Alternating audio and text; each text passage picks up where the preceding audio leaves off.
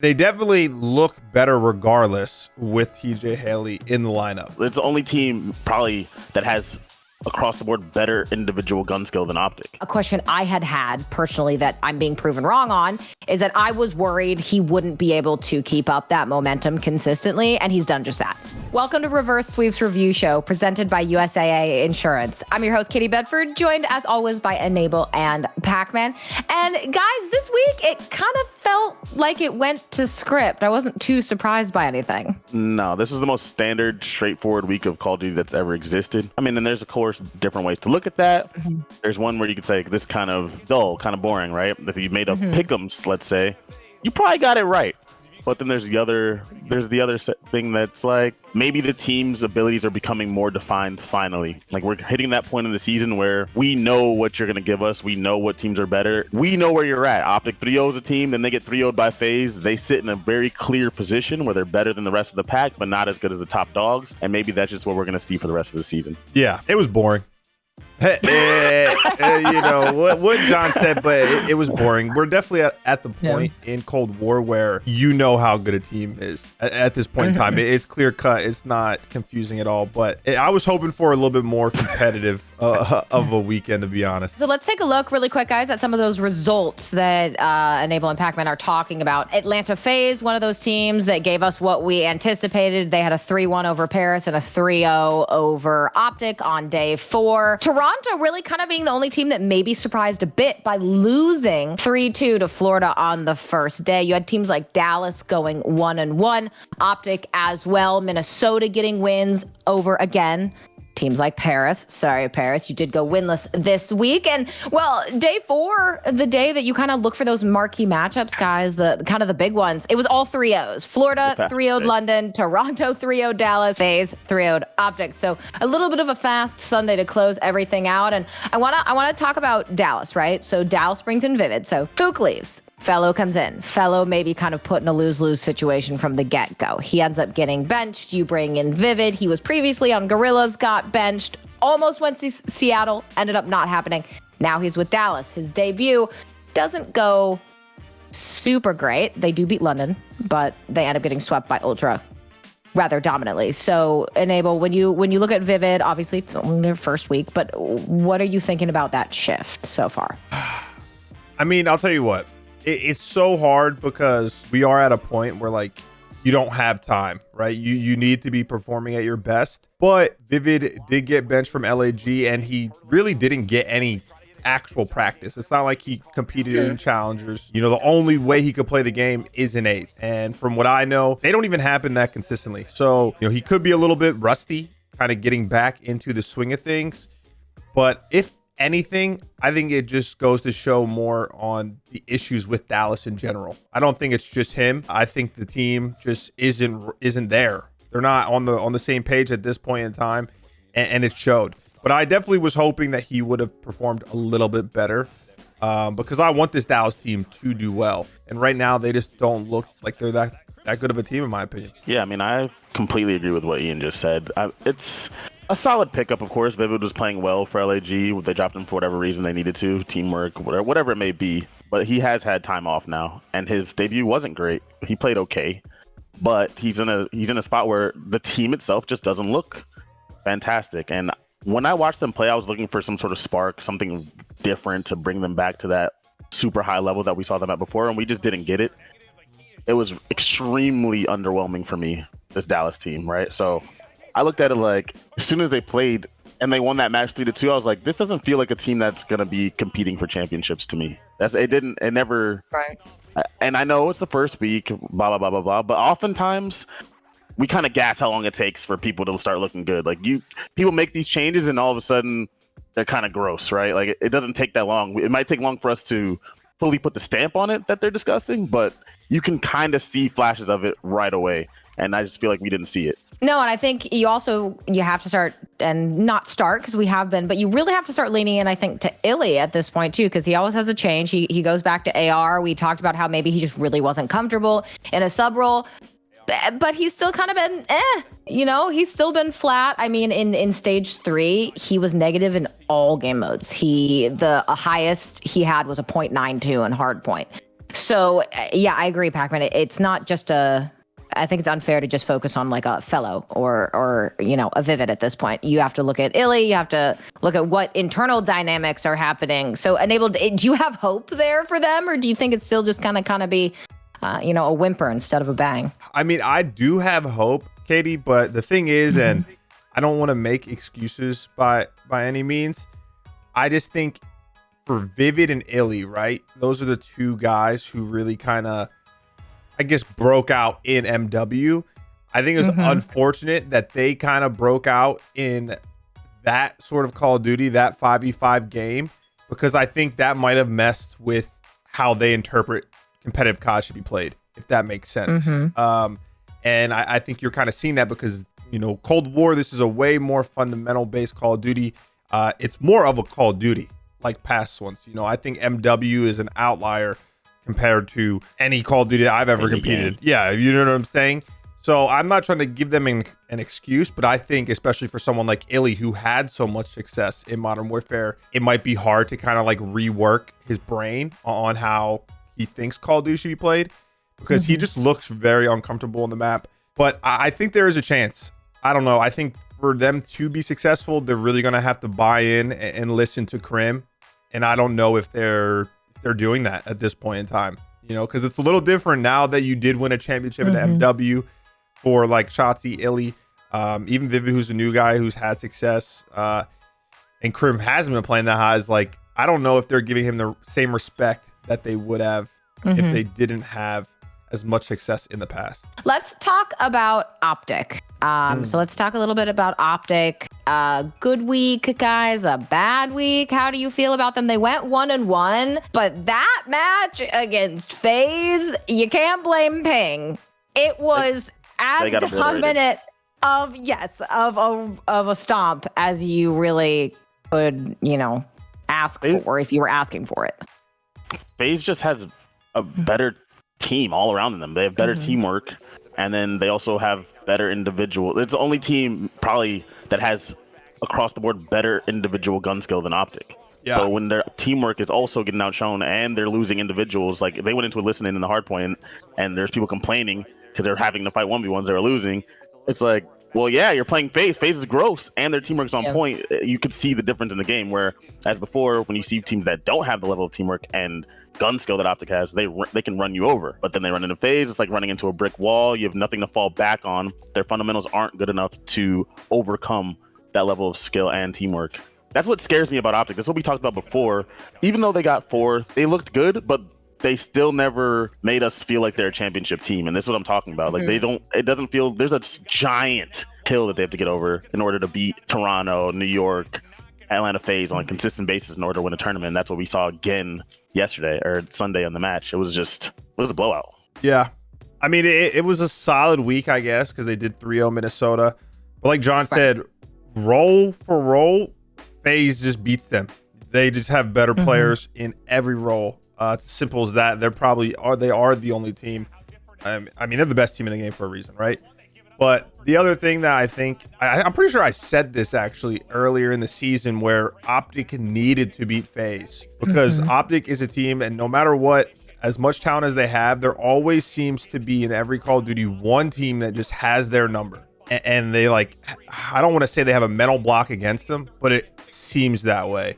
And they weren't able to beat FaZe earlier in the year at all. And I think they got in their own heads. Like, I just don't think that they think that they can beat FaZe. Like, they look really good against the teams that they need to look really good against. But then when it's supposed to be a competitive series, a series that can go back and forth, they're just not there.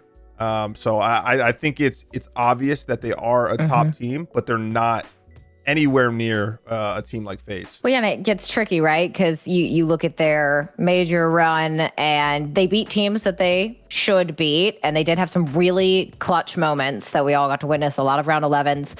And they had a really obviously down to round 11, 1v1 in that game against Toronto. But then, yeah, you go up against a FaZe, and it's like, okay, so you're beating the teams you're supposed to beat, but you're not even playing competitively against a team that would give people the argument that you're a championship contender. You don't have to beat them. Like, I guess early on in the season, Ian saying you want to get them the confidence, but like in order to show it to us, you just need us to give us a real match.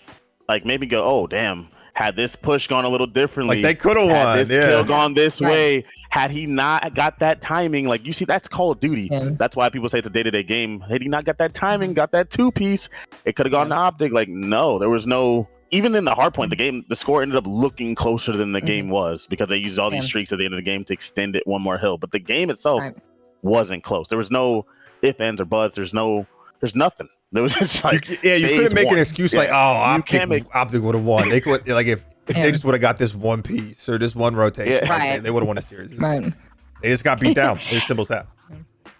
And guys, a quick reminder, Reverse Sweep is presented by USAA Insurance. They make it super easy to insure all of your stuff like your rigs and gear, and they have your back. Eligibility restrictions apply.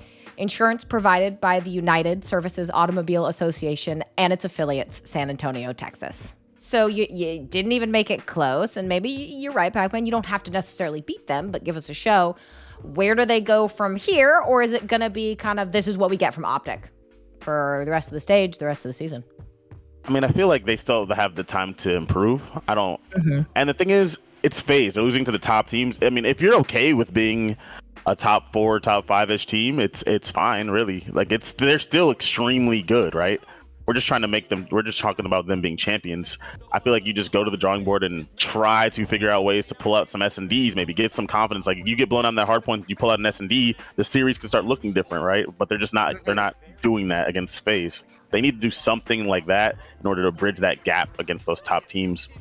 And I'm not even sure if it's all of the top teams, but definitely FaZe, like specifically FaZe, they need to go to the drawing board and like maybe just even counter strat that team so that when it comes down to playing them, they have the confidence going into the series. Because I really feel like that's all it really is, which I think was Ian's point. It's like they need to believe that they have something where they can beat this team, and they don't have that right now for FaZe. So I think that they just probably need to go to the drawing board and really specifically look at FaZe and break them down.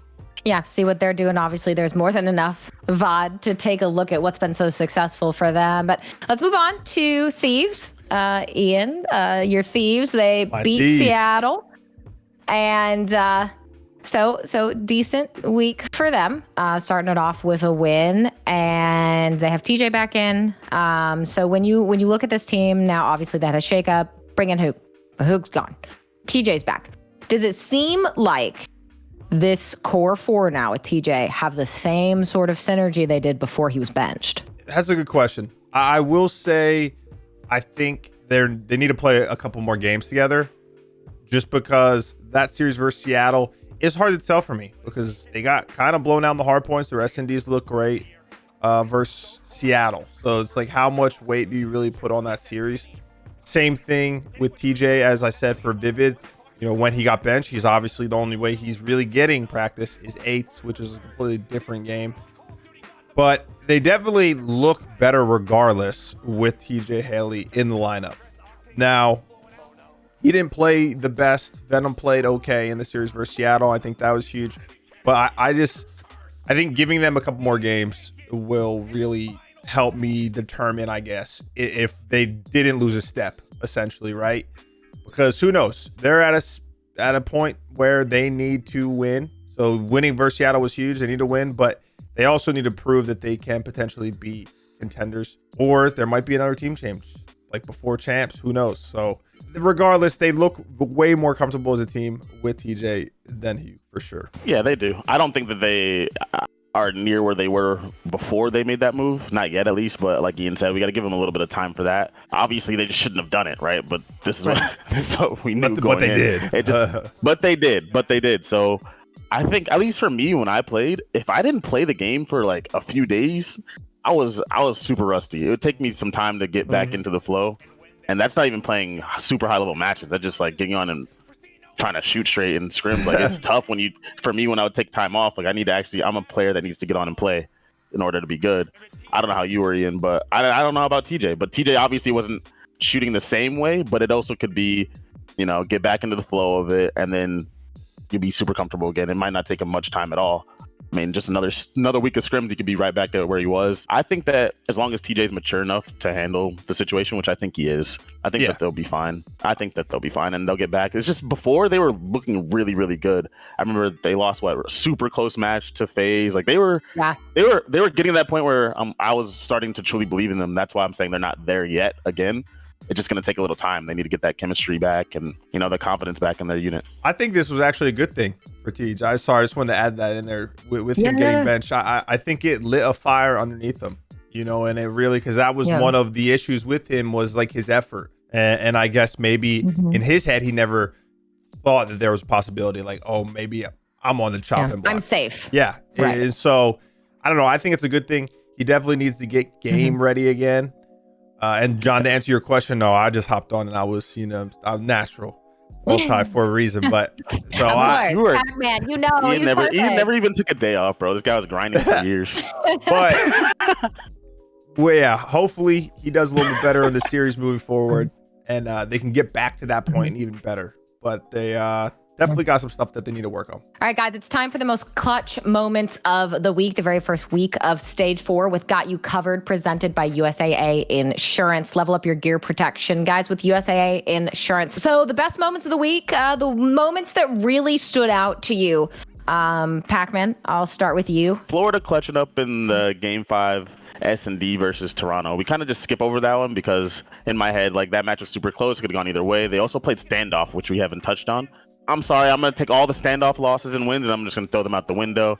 People were just trying it for the first time. That's why there were like blowouts on that map, whatever. But it goes Game 5, and they clutch up when they need to, and that's a big win for Florida. One, huge for confidence to beat Toronto, who's one of the best teams in the game. And two, they're solidifying their position to get that top 8 spot to go to champs. And that Game 5 win on Miami versus them was super clutch, and I got to give it to the whole team. They did a good job. Okay. I like it. I'll tell you what, mine is kind of the same answer, but LA Thieves, Katie, for them clutching up in this series in the Map 5 versus Seattle Surge, a team that they should beat, you know, that I guess before they originally made this swap, you would assume that they were going to beat them 10 out of 10 times. But the fact that they were able to clutch up with kind of getting TJ back in rhythm early on, because I think this group is going to be very competitive, and we like the spots can get shaken up a ton. And we've already seen that early on. So I think that was the clutch moment for them, starting off with a win, getting that confidence back with TJ moving forward. I like it. I'm not sure if I have I can't say anything having to do with FaZe because I know Pacman will roll his eyes at me. But I think no, not for winning not for again. Best moment, for a best moment. Okay, but say something about their S&D. Their S&D is fabulous. Yes, thanks, Pacman. But no, I think I like to think in that Toronto series against Dallas, I just want to give it, not necessarily best moment, but kind of praise to Bance, especially when I think they started out in a raid hard point, I believe, and he just came out immediately, gets like full streaks, right? He just starts out so hot. He's winning all of his trades, and I just like to give props again when he's one of those players that we know said he was considering retirement in the season. So a question I had personally that I'm being proven wrong on is that I was worried he wouldn't be able to keep up that momentum consistently, and he's done just that. So I think my best moment's just watching his gameplay continue to be very effective for Toronto. But let's move on to MVPs. Most valuable player. LVP is my favorite, but we'll get to that. So we're going to start with MVP. Enable. Anyone that really stuck out to you as going above and beyond for their team? For me, it's got to be Havoc on Florida. I think he played great. I think it's a well-deserved MVP for me. He had a 1.10, I think, overall KD. He got a lot of flack, you know, when he first came back to the team. I thought, sorry if we're going off topic, but I thought he should have been on the team from the get-go. I know he like benched himself. I don't know what happened, but he got back into the swing of things now. He looks good, and I think he's going to be the one. He's going to be the X factor to really push Florida into that kind of contender tier with other teams. And he looked great.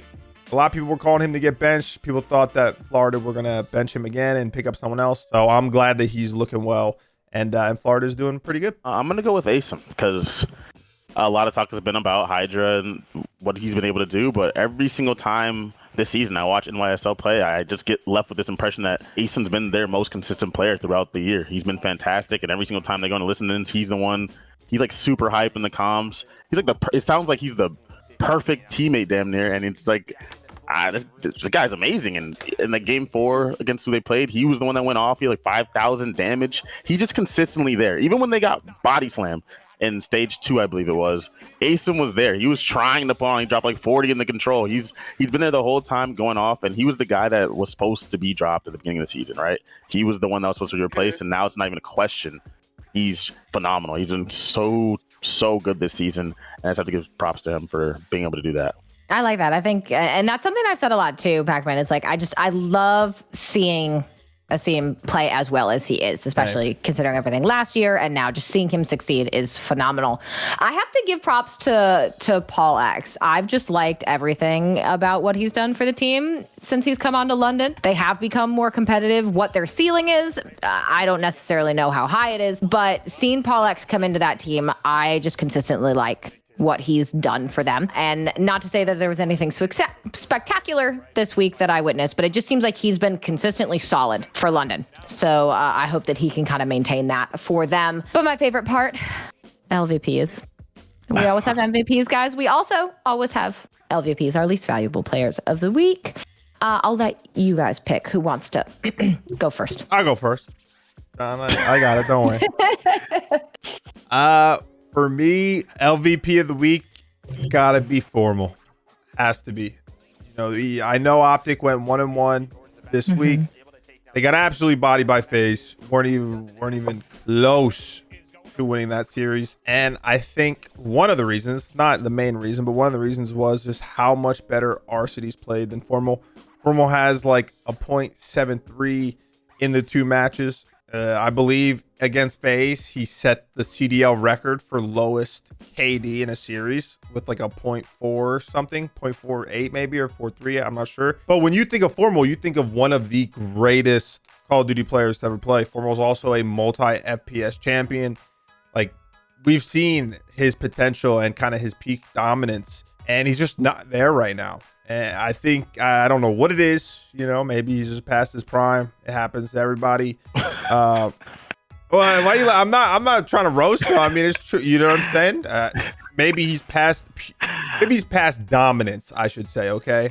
Like, he's still a very good player, but like putting up those Formal numbers. So he's the LVP. I definitely think he has the potential to turn it around, and it'll be crucial going forward for this OpTic team. But he didn't look too hot this week. All right. I can't believe John was laughing at me for that. As the LVP. Formal. I mean, yeah, I don't know. He had a bad week. This tough one, but maybe like scraps on Paris. I feel like those matches are just over before they start. They're becoming one of those teams for me, and they were finally in a place where they could actually extend one of the series, and they choked. Map 4, they lose again, and it's just that team is almost getting to the point where it's depressing to watch. Like they've gone from Ian's team to look out for, a team that could do it, to a team that they don't even. I believe it's 1-8 in their last 9 matches, 5 in a row lost. It's just inevitable, and I hate that. I hate these series that I just want to skip. Like, I want to watch some entertaining games, and it's just not it. It's just not it. And I expect there was a point in Scrap's career where he was a beast, and I expect him to reach that form at some point this season. And it just never comes. It's just never been there. It's always been just average, just getting by. They dropped Nick because I guess Nick was the one that was underperforming on the team. They get Zapdos, who actually just ran circles around them in the stage 3 playoffs. Zap comes in, does the same thing. He's playing fine, and the team still can't put it together. The core is messed up.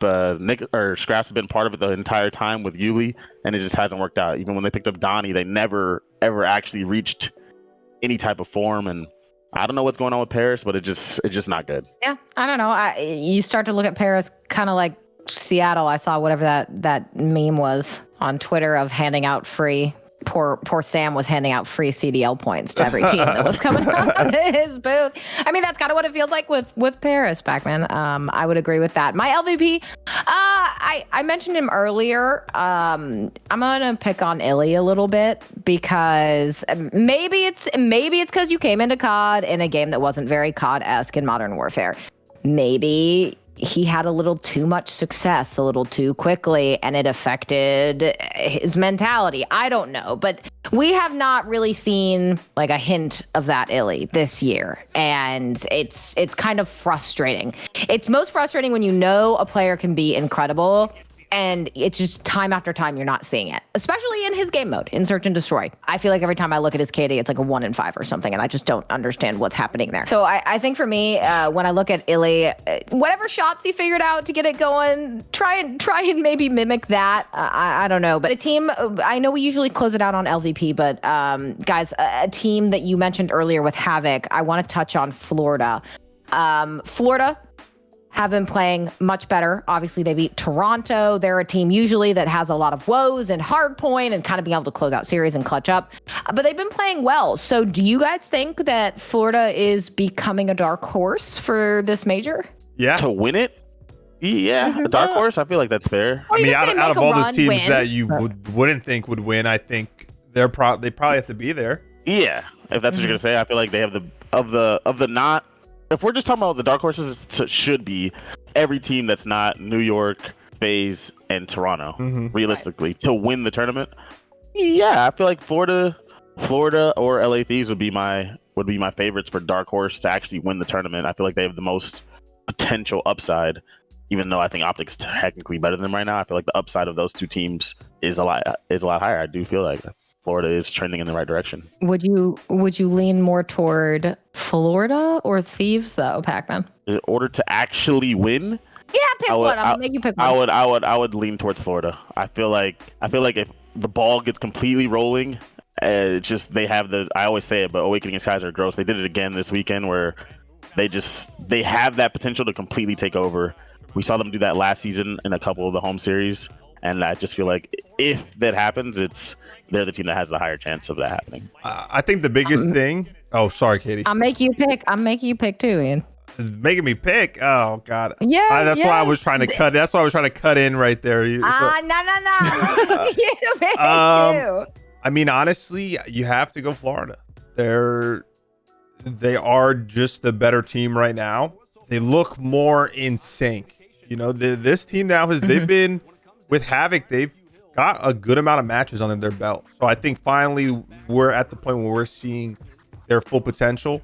I think one thing that goes or that has went unnoticed maybe is Neptune is finally starting to put everything together, I think. And I think that is the big reason why this Florida team is 2-0 so far in their group and why they've been looking so well, how they beat Toronto. Like Neptune consistently has been playing fantastic. I think so far through the two series, he has like a 1.2 KD. But when you go and watch his point of view in those matches, he isn't making those same rookie mistakes that he was earlier in the year. He seems like he's starting to put it together. He's starting to be more comfortable on the map. So if he gets really, confident in his gameplay, I think Florida could easily make a run in this next major.